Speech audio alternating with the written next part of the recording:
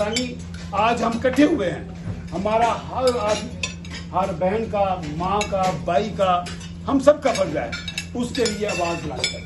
इमरान खान जिंदाबाद, पीटीआई इमरान रियाज जिंदाबाद। आसिफ भट्ट। एक बात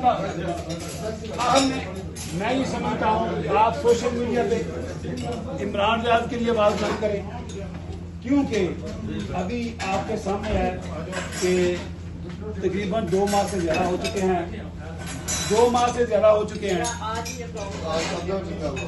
वो उसको उसके लिए कंपेन किए, उसके बच्चे, उसकी बीवी, उसके बूढ़ा बाप, उसके भाई आपकी तरफ देख रहे हैं ओवरसीज पाकिस्तानी।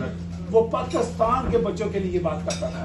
वो जब बोलता था कि टक्कर के लोग मिले हैं, तो मैं ये समझता हूँ ओवरसीज हर पाकिस्तानी टक्कर के लोग आप साबित करें और उसके लिए तहरीक करें और उसके लिए आवाज बुलंद करें, और उस वक्त तक खामोश ना बैठे जब तक वो रहा नहीं होता, और उसको सुप्रीम कोर्ट में पेश भी करते। और मैं अब जनाब अजहर सिद्दीक एडवोकेट साहब से गुजारिश करता हूँ।